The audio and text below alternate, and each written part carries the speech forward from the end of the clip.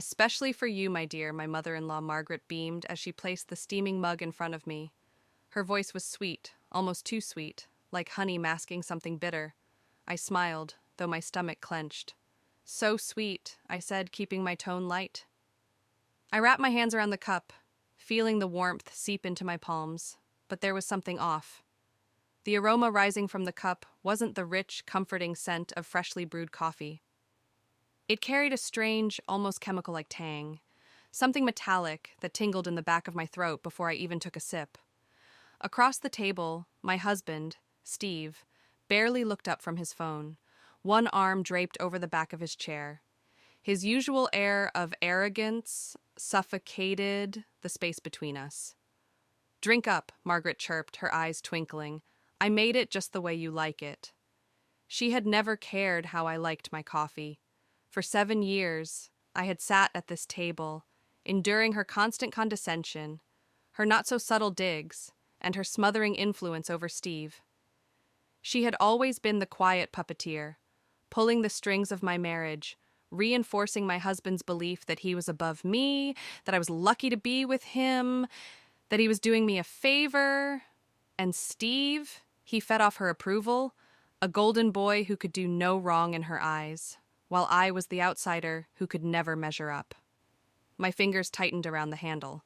I glanced at Steve. He didn't even notice the way his mother's eyes flicked toward my cup, the slight tension in her jaw as she waited. Why is she watching so closely? Then I remembered. This wasn't the first time something seemed off about what she had given me. 2 months ago, after a family dinner, I had spent the entire night curled in pain on the bathroom floor, my stomach cramping violently. Margaret had played the concerned mother-in-law role flawlessly. "Maybe you have a sensitive stomach, dear. Perhaps you should watch what you eat," she had said. And Steve, he had just rolled his eyes, blaming me for ruining the evening with my drama.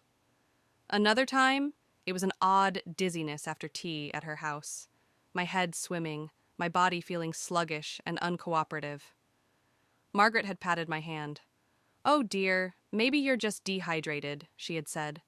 And Steve had laughed, teasing me about not being able to handle a simple cup of tea. But now she was watching too closely, waiting too intently. I felt my heartbeat quicken as my mind raced. "What is in this coffee?" Margaret's lips twitched, her expression carefully neutral. "She wants me to drink it. She expects me to drink it." I took a quiet, slow breath. Then, without hesitation, I shifted my mug closer to Steve's seat. I leaned forward, feigning interest in my phone, my fingers carefully wrapping around the handle of his coffee cup instead. Then, with a quick, deliberate movement, I switched the mugs.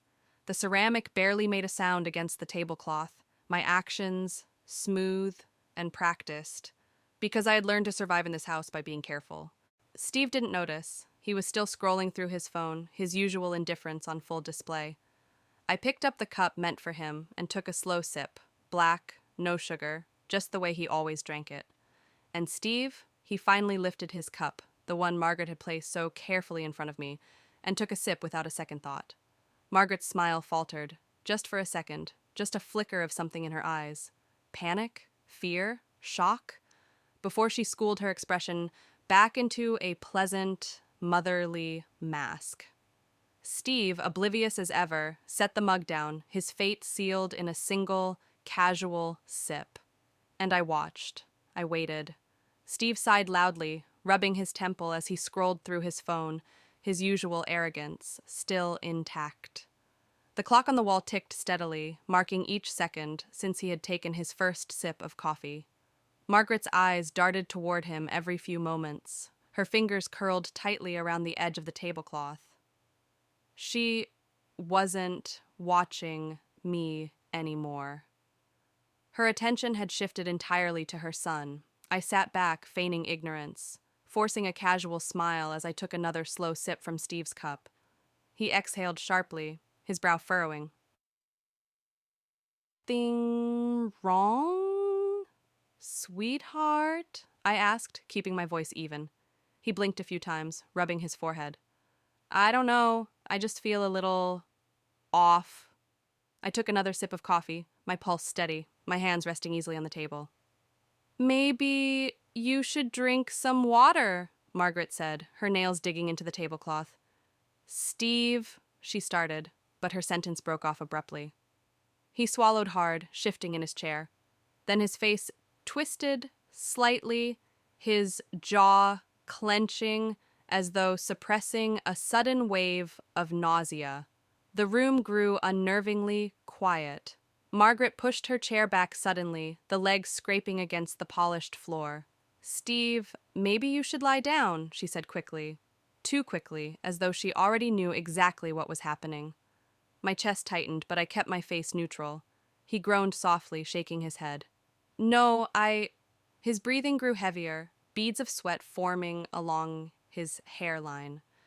His hand trembled slightly as he reached for his water glass, his fingers unsteady. I stared at him, the realization settling deep in my bones. She knew. She knew something was in the coffee. Margaret stood up abruptly, moving toward him as though she could physically pull him away from the situation she had created. I'll get you something, honey, she said. Maybe a cold cloth. She was panicking, not over concern for her son, but because she was losing control of the situation. Steve clenched his jaw, waving her off. I just need a minute, he muttered, pinching the bridge of his nose. I leaned forward, watching Margaret carefully. I don't understand, I said, feigning innocence. Steve, you just drank the same coffee your mother made for me. If I'm fine, why aren't you? Margaret froze. The blood drained from her face. Steve, still sluggish, didn't immediately react to my words. But Margaret, her breathing changed. I don't know, she stammered. Maybe he's coming down with something. Coming down with something? I stared at her, my mind piecing everything together in a way that suddenly made my stomach turn. How many times had I been coming down with something over the last few years? How many times had I spent nights curled in pain, feeling like my body was betraying me, while Steve and Margaret looked on, without an ounce of concern? But now it was him. Steve wiped his face, his movements slower, his skin paler. He muttered something under his breath and stood up, too fast. The moment he pushed himself away from the table, his body swayed unsteadily. His chair scraped loudly against the floor as he stumbled forward, grabbing onto the edge of the counter for balance. Whoa, he muttered. What the hell is going on? Margaret was already moving, already trying to regain control. Sweetheart, just sit down. No, I interrupted, my voice firm. Let's call a doctor. Both of them froze. Steve shook his head, blinking rapidly. It's nothing.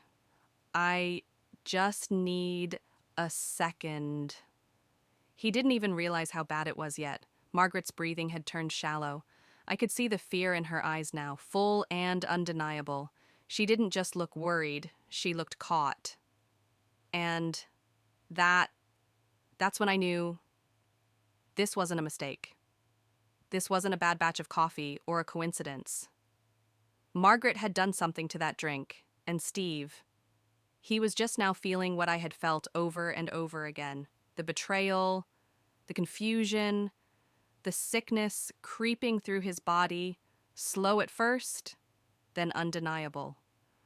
My heart pounded in my chest, but I forced my expression to remain calm. I pushed my chair back and stood up. I'll call an ambulance, I said.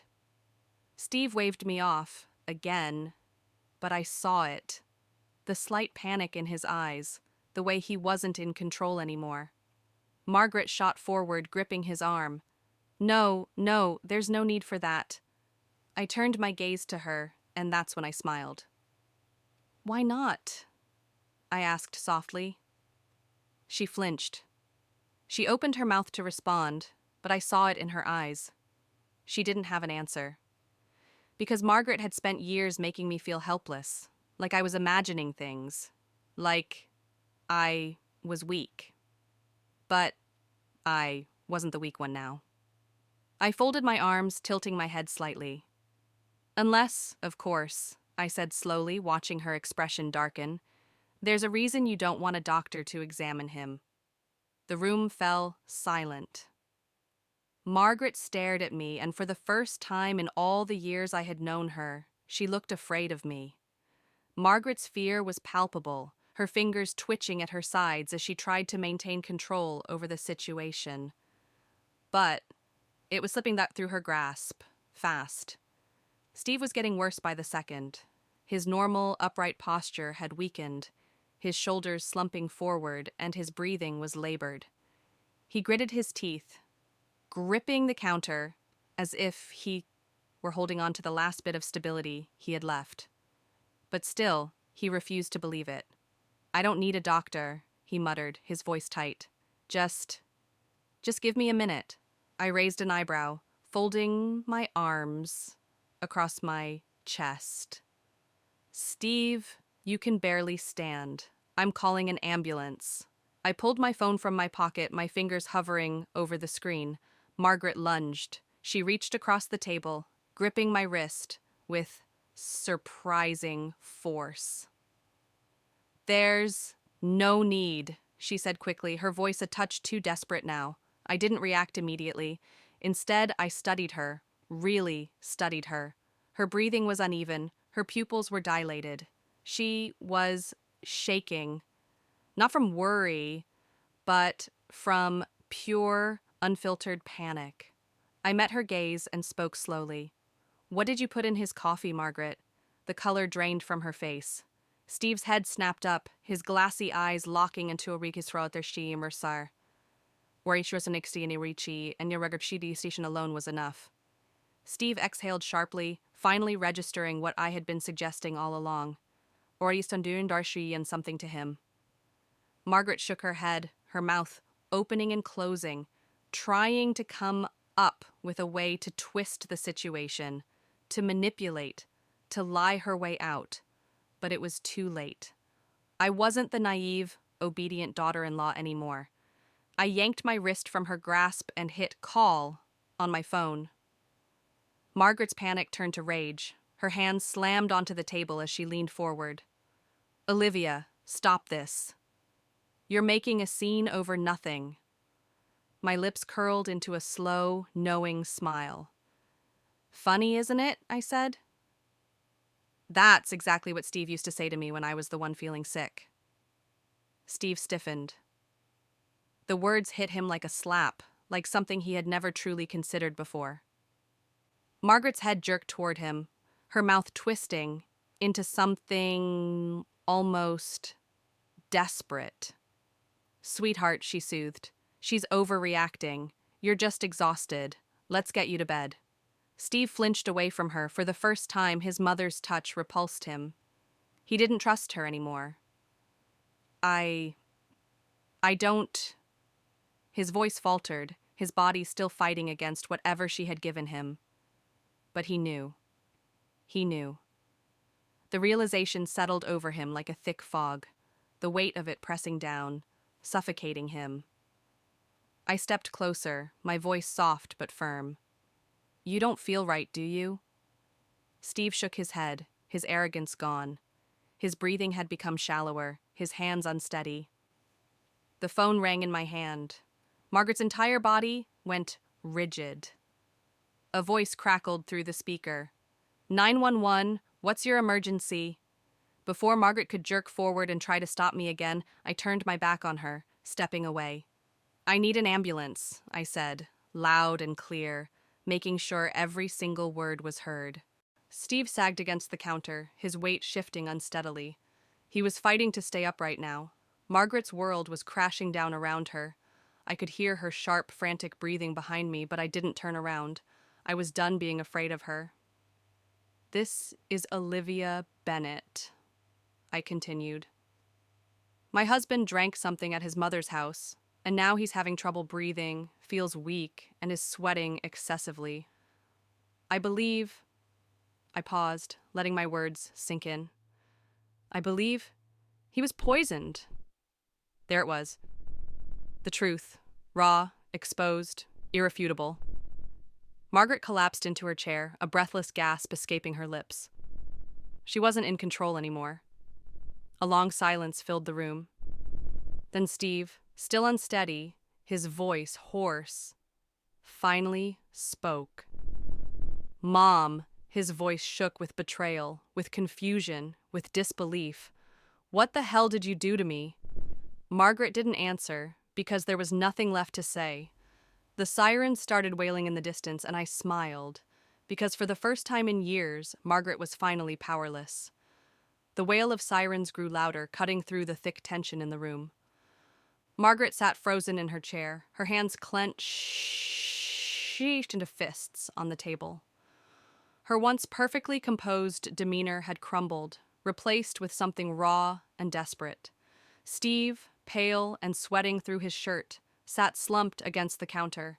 His breath was coming in short, uneven gasps now, his body clearly struggling against whatever was in his system. I stood between them, my phone still in my hand, my heart pounding steadily in my chest. It was happening. Years of humiliation, manipulation, gaslighting, years of being told I was weak, that I was imagining things, that I was being dramatic. And now reality was hitting Steve like a freight train. The man who had spent years belittling me, dismissing my pain, siding with his mother against me, was now looking at her with something close to horror. The first flicker of doubt. The first time he was forced to see her for what she truly was. And that realization terrified him. The flashing red and blue lights cut through the window as the ambulance skidded to a stop outside. Margaret's head snapped up. "No," she whispered. I turned toward her, calm, steady, ready.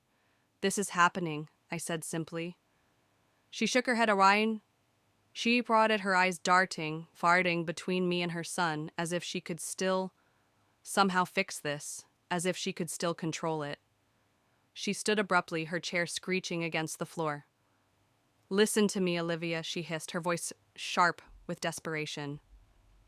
"If you don't say anything, if you tell them it was just a misunderstanding, then... What?" I cut her off, my voice even. "Then you'll get to keep doing this? Keep getting away with it?"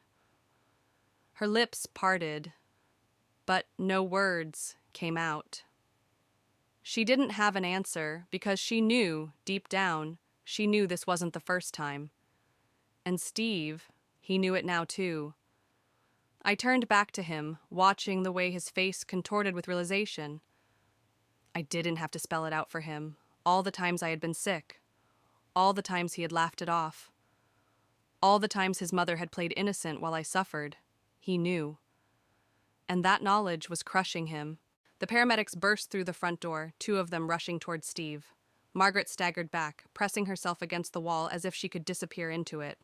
"What's his condition?" one of the paramedics asked me, his voice urgent. "He's dizzy, sweating, disoriented," I said. "It started about an hour ago, right after he drank his coffee." One of them immediately began checking Steve's vitals while the other prepped a stretcher. "What was in the coffee?" the second paramedic asked, already assessing the situation. My eyes locked onto Margaret. She didn't move, didn't blink, didn't breathe. Slowly, I turned back to the paramedic. "I don't know," I said, my voice deliberately loud. "But his mother made it, specifically for me." That was it. That was all I had to say. Because the second those words left my mouth, Margaret's entire body went rigid. One of the paramedics turned toward her. "Ma'am, is that true?" She didn't answer. I watched as she struggled to find a way out, to lie, to twist the truth, to manipulate. But there was no way out. Not this time. Steve, his voice hoarse, his body weak, finally spoke. His next words would change everything. "Mom," he swallowed hard. "What did you do to me?" Margaret flinched as if he had slapped her. The paramedics were already lifting Steve onto the stretcher. One of them turned to me. "He needs to be transported immediately. Are you riding with him, me?" I didn't hesitate. Yes, Margaret stepped forward, a last desperate attempt to grasp some sliver of control. Wait. I turned to her, my expression unreadable. You should probably get a lawyer, I said. Then I walked out the door, leaving her standing there, helpless. The hospital smelled sterile, a mix of antiseptic and something metallic that clung to the air. The beeping of machines filled the space around us, each sound a reminder of how close Steve had come to something irreversible. I sat in the corner of the emergency room, watching as the doctors worked around him, checking his vitals, running tests, asking questions. Steve lay still, his skin pale, his body weak from whatever had been in that coffee.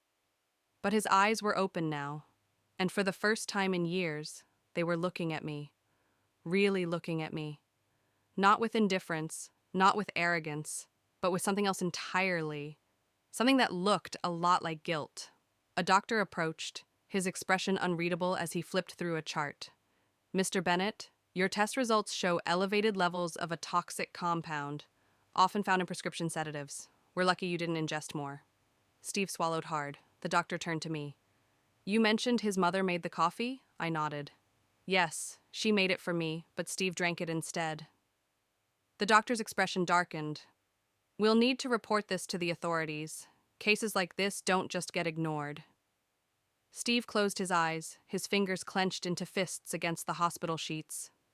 He knew the consequences were coming. The doctor gave me a small nod before walking away, leaving the two of us in thick, suffocating silence. And then, finally, Steve spoke. I didn't... No, I let out a breath, leaning back against the chair. Didn't you? His jaw tensed. I didn't expect him to admit it. I didn't expect him to apologize. Steve wasn't the kind of man who apologized, but for the first time he couldn't meet my eyes. The silence between us stretched, long, heavy, years in the making. How long? I asked quietly, his head turned slightly, brow furrowing. What? I kept my voice calm, measured, unshaken. How long have you known that something wasn't right, that things weren't normal? Steve hesitated, and then his face broke. Just a flicker of something, recognition, regret. I knew that look, because deep down he had always known, maybe not in clear, undeniable terms, maybe not in something he would say out loud. But he had seen the patterns. He had noticed the way I was always the one getting sick. He had watched me suffer and convinced himself it was a coincidence, because to admit otherwise, to admit that his own mother was capable of this, that would mean accepting that he had failed to protect me. And Steve never liked admitting when he was wrong. His lips parted, then closed again, as if he wanted to say something, needed to say something. But what could he say? That he was sorry? That he wished he had listened? That he regretted choosing his mother's comfort over my safety? None of it mattered now. I sighed, looking toward the window, the city lights blinking in the distance. You always took her side, Steve. He flinched, just slightly. You thought I was overreacting, that I was dramatic, that I made things up for attention. I shook my head. You never believed me. His breathing was uneven now.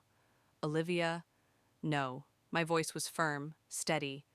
You don't get to say my name like that anymore. His face twisted, but he didn't argue, because he knew I was right. The door opened, and a nurse stepped inside. Mr. Bennett, a detective is here to speak with you. Steve stiffened. This was it. The unraveling of everything he had ignored, everything he had chosen to overlook. And this time, there was no escaping the truth. The door to Steve's hospital room swung open, and in walked Detective Harper, a middle-aged woman with sharp eyes and an air of quiet authority.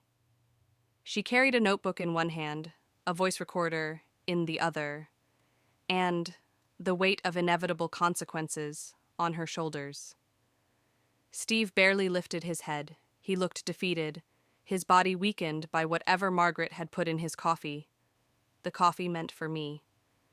I stayed seated in the corner, my arms crossed, my heartbeat steady. "Mr. Bennet," Detective Harper greeted, her tone clipped and professional. "I understand you suffered a reaction to something in your drink." Steve swallowed, his Adam's apple bobbing. He looked at me first, not at the detective, not at the wall, but at me. Like he was waiting for permission. Like he still thought I was the one who would protect him. I held his gaze, unflinching. For years, he had watched his mother slowly destroy me and had done nothing. And now he was in my position, except I wasn't going to save him. I raised an eyebrow, waiting. Steve turned back to the detective, his jaw tightening. "Yeah," he muttered. "Something was off about the coffee." The detective nodded, flipping open her notebook. "Your wife informed us that your mother prepared the coffee specifically for her, that you drank it by mistake. Is that correct?" Silence. A long, painful silence. Steve was caught between the truth and the lie. The truth meant betraying his mother. The lie meant betraying himself. Finally, he exhaled. "Yeah, that's right." Detective Harper wrote something down. "Has this happened before?" Another silence. I tilted my head slightly, daring him. "Lie, Steve. Say it's the first time. Say it's just a mistake. Say you had no idea." His fingers twitched on the blanket. He knew I wouldn't let him get away with it. Not this time. His mother had gotten away with too much already. He ran a hand down his face. "I don't know," he muttered. "I mean, Olivia's been sick before, but I thought..." I let out a quiet laugh, shaking my head. "You thought what, Steve?" I asked. "That I was imagining it? That it was all in my head?" His face darkened with shame. He knew. I knew he knew. Detective Harper's gaze sharpened. "Mr. Bennet, your medical records show no pre-existing conditions that would explain your reaction. Your wife, however, has had multiple emergency room visits over the past few years with similar symptoms. Do you understand what I'm implying?" Steve didn't respond, because this was the moment where he had to decide who he was going to protect, himself or the mother who had tried to poison me, the mother who had succeeded for years. I sat forward, my voice even. "You knew something was wrong. You always knew. But you ignored it, because it wasn't happening to you." Steve's breathing was shaky. I kept going. "Every time I got sick, every time I sat in a hospital bed like you are now, you told me it was nothing. You laughed at me. You made me think I was crazy." I leaned closer, my voice like steel.